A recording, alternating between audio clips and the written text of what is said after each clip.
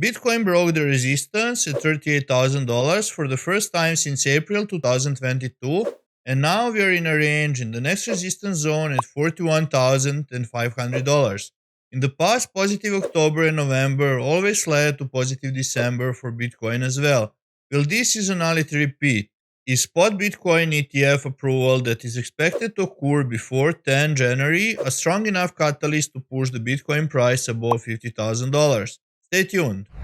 Hello everyone, welcome back to CryptoGrid channel. My name is Željko and today I'm excited to share some of my thoughts on what we can expect from Bitcoin price for the end of 2023 and what are the things that you should look at when it comes to positioning your portfolio for both upside and downside. Also, before I continue, if you like this video, check the rest of my channel and please consider subscribing. So let's go to the charts. So if we take a look at the Bitcoin daily chart, we can see that we broke the resistance zone at 37.8k, and in just few days we even managed to get to the next resistance zone at 41.5k. Firstly, we went above it. Now we are pretty much holding at that area. If we manage to hold this zone and if we manage to stay at the area above 41.5k, the next resistance is at 47k, which is one of the widest gaps and pretty much something which we would get really soon if we manage to hold this zone.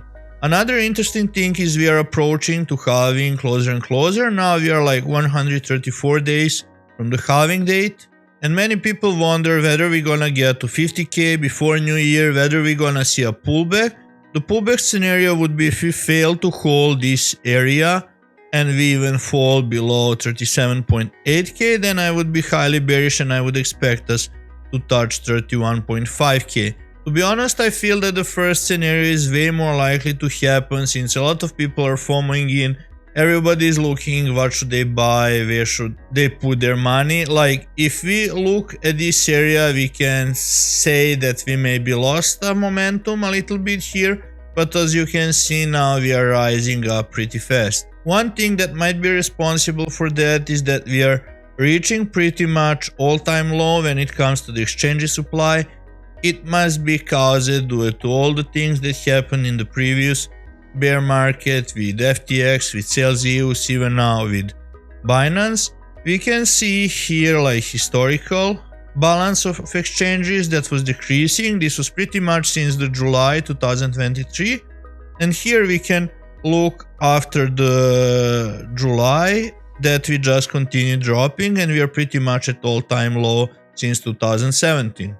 This is highly bullish in my opinion, and besides just the price action, you can also see which narrative you should look at. Obviously decentralized exchanges, since more and more people decided to self-custody their assets and more people are actually using decentralized exchanges.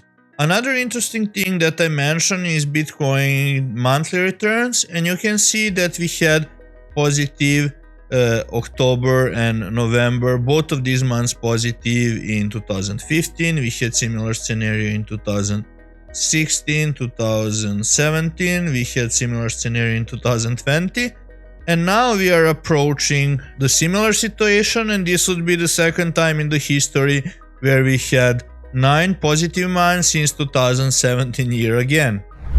One post and one tweet, it was really interesting to me on Twitter or X, was from PlanB. Something doesn't add up. If odds are 90% that a spot Bitcoin ETF will be approved, and that when approved Bitcoin price will pump through 100k, then BTC price should be at 90k today. So what gives? 90% is incorrect, 100k is incorrect, market is not efficient, other reasons. The fun fact for me is that a lot of people voted that market is not efficient, while we have more institutional players going into the industry, which in my opinion is completely incorrect. I think that people are maybe a bit too optimistic and that we might experience bigger diminishing returns than people are actually expecting. I made a video about Bitcoin price expectations for the next bull market. You can see it like here or here, I'm not sure exactly. But I feel 100k this early in the bull market would be just too much. Another thing that is really interesting for me is when we look at the open interest, we can see that each time when we had a spike in price, we had a decrease in open interest. This means that we had a lot of people that are actually creating short positions each time when we are going sideways, and pretty much when the price was going up, they were forced to close their short positions. So this is bullish in my opinion, because obviously the increase in price comes from people buying on a spot market, and we can see that each time when we are entering sideways, a lot of people are looking to short, and obviously they are looking to enter the positions and hold the short for a longer period of time and to take bigger profits. But obviously we are not getting this kind of pullback and they are unable to do that, which is bullish.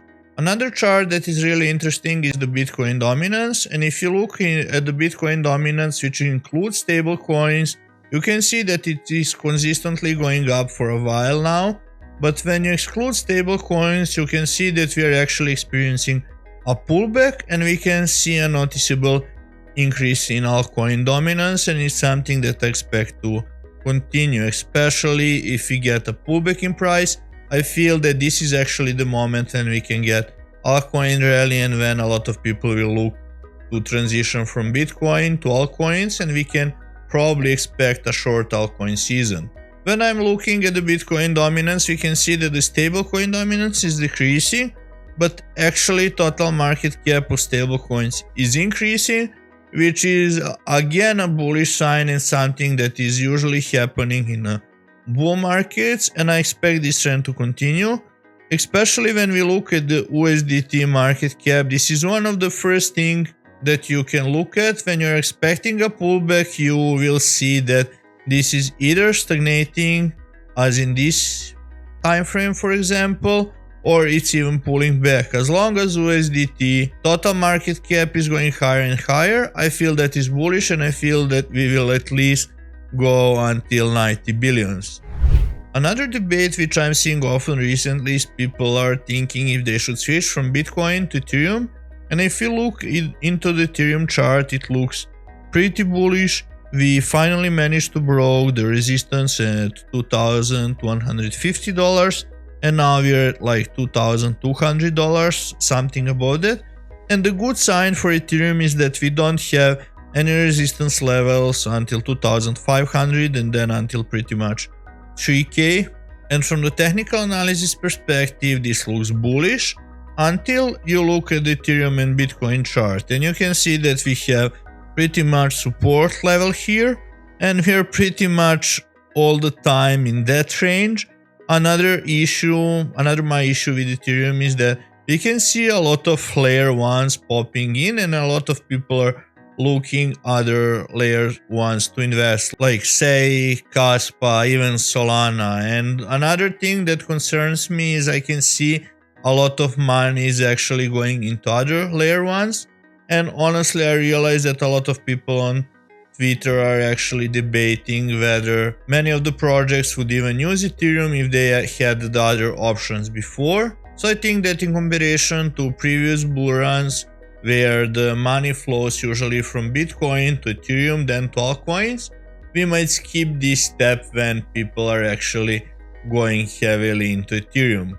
I'm also interested in hearing your thoughts about this. If you like this video and it was helpful to you, please consider subscribing and feel free to write your thoughts in the comment section below.